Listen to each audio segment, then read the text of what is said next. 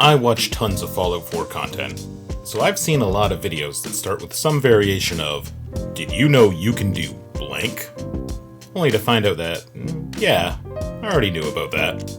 In fact, I bet most Fallout players know about that. So I wanted to make a video that features a few secrets and tricks that I'm betting you might not actually know. Odd features and little gimmicks so obscure that even me, someone who's been playing this game off and on for 9 years now, has only discovered or heard about them recently. Are these tips going to make your character OP, busted, goated? No. If you're looking for that, you're in the wrong place. But are they interesting and kind of fun? You better believe it. Well, let's get to it.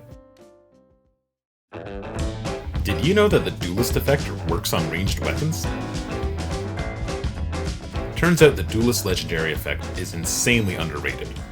I underestimated it for years, and I'm betting a good number of you have too. Maybe we should have known all along, given what Lucas charges for it. Duelist is a legendary armor effect that says it has a 10% chance to disarm a melee enemy on hit. The thing is, that's a dirty lie that makes it look bad. A slanderer! Because 10% of melee attacks, what's that worth really? Disarming someone on 1 of 10 swings of a super sledge doesn't seem like a great gamble when my head's the target.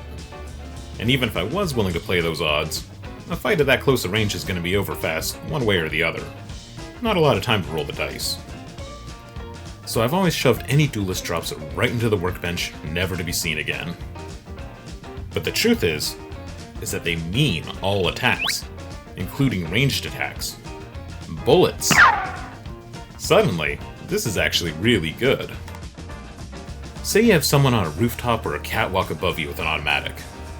Well, they're a lot more likely to set off that 10% chance with a quick spray of bullets than some guy swinging a heavy bat at you. And disarming them is going to help you a lot more, because instead of getting in a fist fight with some guy right in front of you, you're now temporarily shutting off a shooter's entire ability to harm you. You're freeing yourself up to find cover, get closer, or plug them. In fact, the faster the rate of fire, the better the effect works for you. Flamers are basically useless against you. They just slip right out of the enemy's hands. And them dropping their guns is already great, that's all we really needed. But I also like this little flinch animation when they do it. They're so surprised and confused looking. Having a rough day, huh fellas? And you can stack the effect. If you're lucky enough to get more than 1 drop of Duelist equipment, or say you find one and buy another off Lucas, you can get a 20% chance to disarm, 30%, even 50%. The footage you're seeing here is with just 2 pieces of Duelist equipment, and the game already looks like a slapstick comedy. Enemies are just losing their grip left and right. It's kind of like simulating the Jinx trait from the original Fallout games, only with no downside to yourself. I can see the Duelist effect being really good to try and find if you're role-playing like a luck-based build. There's some really fun overlap there. So, next time a legendary enemy drops a Duelist shin guard instead of a 2-shot Gauss rifle or a wounding minigun or something, cheer up. It might not be as powerful, but it's definitely funnier. Oh, what's that? You know that one already? Oh, okay, alright. How about this one? Did you know that you can set your companions as provisioners? Yeah, this is one of those I never thought to try it things. I love the settlement system, and I love the companions. They're like chocolate and peanut butter, but somebody had to tell me to put them together in a cup. In all my time building settlements, I never even thought to try to set my companions as provisioners. But now that I know you can, I feel like it's breathed new life into the game, and I'll tell you why. I love the settlement system in Fallout 4, and I already tend to leave companions in specific settlements to act as a kind of representative in my place. A de facto leader or protector. I do this because I like to see my companions here and there. I like to think of them as out there having their own stories. So it's fun when I come to the slog and I see Strong hanging out, or McCready keeping a low profile in Hangman's Alley. But setting them as provisioners is way better than just leaving them sitting. Instead of just finding them when you come back to a particular settlement, they're going to be out there, wandering the roads and highways of the Commonwealth. It's like seeding your own random encounters. Do you think it would be cool to see Strong just randomly fighting monsters and people across the wasteland? I do. And we can do it. Set him to be running provisions between Coastal Cottage and Somerville Place, and you'll see him swinging his hammer across the entire map. Slippery human. Are you doing a railroad run? How about you put Deacon on listening post duty between Outpost Samoja and whatever random safe house they make you have? See that spy out in the world, running messages and information like a good little sneak should. Hey, put McCready to work. Have him patrol between Hangman's Alley and Jamaica Plain. He's a mercenary after all. You're paying him to keep the provisions moving and the feral population low. Gear them up and set them loose. Walk around enough, and you're going to see these characters as you travel. It's a thrill to hear fighting in the distance, only to get over a hill and see Strong tearing apart whichever raider gang was dumb enough to get in his way. Or maybe, he'll come in clutch and save you from some mirelurks out of the blue. Your own mysterious stranger moment. But more like a old friend moment. And the best part is, since they tend to travel roads, pathways, and bridges, they have a tendency to run into other characters and groups. Like Deacon here seems to have linked up with Lucas Miller, and that's a good thing, because there's a group of Rust Devils who have been robbing anybody on the road. Well, Hey, no problem with me and him. Kate there to back them up. It's almost like we're the gang here. Normally, these cool characters are just sitting in a settlement somewhere, tucked out of sight and out of mind. But by making them provisioners, by intentionally setting them on routes that are either thematic to their characters, work with your own story that you're telling with your own settlements, or just, maximize their randomness, they can add so much flavor and life to your game. Alright, did you know that one? Really? Okay, well then here's the curveball.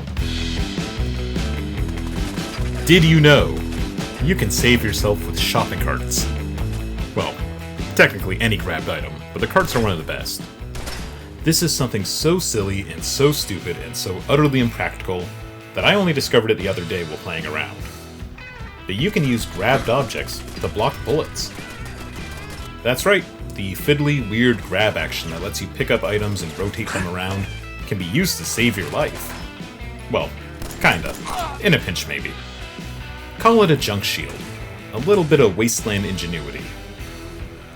So how this works is that objects you grab and follow for float in front of you. These are physics objects in the space of the game, so even though they're floating and you have control of them, they still have collision with other objects, namely bullets and lasers. And it turns out, everything in Fallout 4 is indestructible. Well, most things anyway. I had no idea about that. So whatever it's made of, it doesn't matter, just its size. The larger an object is, the more space it's going to block in front of you. So big flimsy see-through things like shopping carts and trash cans actually make fantastic junk shields. They block a ton of space in front of you, and you can still see what you're doing. In fact, if you have a big enough object like a mannequin, you can actually hide completely behind it. You can break line of sight like you just hid behind a wall. Enemies will lose sight, they'll go into search mode, turrets will stop firing. It's kinda nuts. We owe Snake so much. All this time, he was showing us the way. So, is this going to change the way you play? No. Well, maybe? I'm not going to sell this as anything but what it is, a tiny niche gimmick. But I did find a few places where it genuinely helped, mostly with high damage turrets. If you're role-playing a build where you're only using melee or fist-type weapons and nothing else, and you need to cross a lot of space to deal with turrets, keep this silly strategy in mind. It might just help you out once or twice. And I gotta say, I had a lot of fun testing this out. I had a blast trying to figure out what could and couldn't be blocked, and all the different ways to try and fight while still holding an object. Like, I wanted to find more ways to make it practical, so I thought about what junk items you can carry around that would make the best junk shields. And of course, it turned out to be baseball bases and home plates. Most should start selling swatter and shield combo sets. It's very goofy, but it is really fun to intentionally drop a base and pick it up and use it as a shield. I gotta imagine it would be a hoot for a gimmick playthrough. You know, the baseball knight or something. Or the ultimate pacifist, cowering behind home plate while Kate hits some home runs. It's not good by any stretch of the imagination, but I think I'm gonna go out of my way to look for times to use this. I mean, anything that encourages me to chuck a shopping cart at a radar has to be worth playing, right? But more than that, I found that it was bringing me into the world just a little bit more. While testing this, I became more aware of my surroundings. I was actively looking for objects that might help me, and just that little bit of extra investment made the whole world feel a little more real, a little more immersive. Besides, I have this little pet theory that the real appeal of the Fallout games is that they're full of little tiny things you can pick up and fiddle with. And this junk shield technique certainly makes the game more fiddly. So, to sum it up, you can make your foes drop stuff, you can make your friends carry stuff, and you can hide behind stuff. And that's all some stuff that I'm hoping you didn't know about Fallout 4. But you'll have to tell me. Have you ever tried any of these techniques before? Let me know in the comments. And hey, while you're here, I want to give a really huge thank you to anybody who's subscribed lately or left a comment or a like. I've gotten some very nice feedback lately and I'm just blown away by the reception. Thank you so much. Alright, have fun out there.